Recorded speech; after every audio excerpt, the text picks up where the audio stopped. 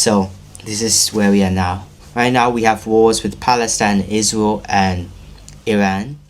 To war, the outcome will be very devastating towards their own country and to others, since if one person launches the nuke, then the other person is gonna launch the nuclear missiles at them as well.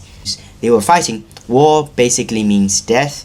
You have death of people, innocent civilians, or like casualties due to bombings or uses of any artillery weapons, So many cities can be bombed, and it was done by the Germans, the British as well.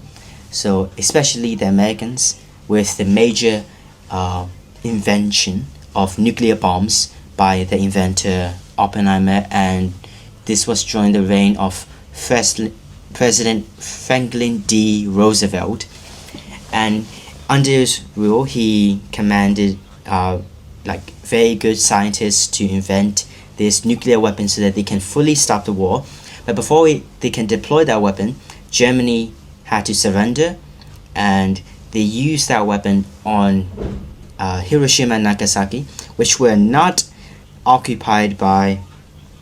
fully occupied by military or the Japanese military. They had civilians in them, so they dropped those two bombs first in Hiroshima and then Nagasaki, and they dropped those bombs, ending over maybe 100,000 or between 100,000 men and women. So it had a very devastating effect on the areas that were impacted. But nowadays it has recovered fully with vegetations and not a lot of nuclear waste now. It has no nuclear waste at all. Or radiation. Any radiation at all. But the invention of nuclear warheads, invention of nuclear weapons, caused a domino effect where every country like India, Pakistan, Russia are making nuclear weapons. And after that, the Cold War happened, where a war between the Russians and the Americans, the Cold War, where each one of them are having nuclear missiles ready to launch, but they are not close to launching them. So they had a Cold War. It was termed the Cold War because it was in the winter area where they fought in Russia, so they had to endure countless weather conditions or poor weather conditions of coldness, since Russia is located up north. Yeah.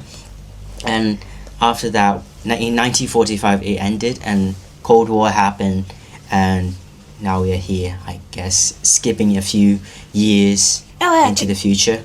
Yeah. So this is where we are now. So right now we have wars with Palestine, Israel, and Iran, sort of wars. The war between Palestine and Israel with the Hamas, and many atrocities happened there with Gaza, I think so, yeah, where civilians died, and the Hamas themselves captured civilians as well. So a lot of gray areas. And the war between Ukraine and Russia, that's mainly happening to this day. And you can cut this out if you want, but isn't there tension between China and Taiwan, or did that boil over? The tension between there was a tension between China and Taiwan before these war happened, but it de-escalated after a while. But they still want Taiwan because of some civil war that happened in China, where the old government moved to Taiwan because of losing to the Communist Party of China, and they moved to Taiwan, and then the Communist Party of China took over the mainland China. So that's the simplification. And could you timestamp when his World War I began and World War II began? So World War I lasted about 4 years, 1914 to 1918. If you know the specific dates, you can correct me in the comments. For World War II, it started in 1939 to 1945. So it ended in 1945, but the peace treaty was later signed, and our own independence from the British and the Imperial Japanese was signed in 1948. So yeah, so it was 2 years, 1945 6, 7, 8, 3 years. Yeah, 3 years after. 2 or 3 years. Okay. Now that we're done with this topic, hold on, I need to search up something. Didn't Einstein die at 1954? He was alive during We are World War still repeating the same mistakes because of old people, old men of older generations are like leading us towards these past mistakes. I see. Thank you very much for your thoughts on this, and your answers were very creative and also insightful.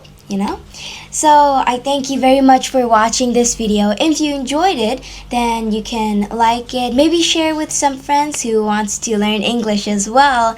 And thank you very much. Thank you very much for watching.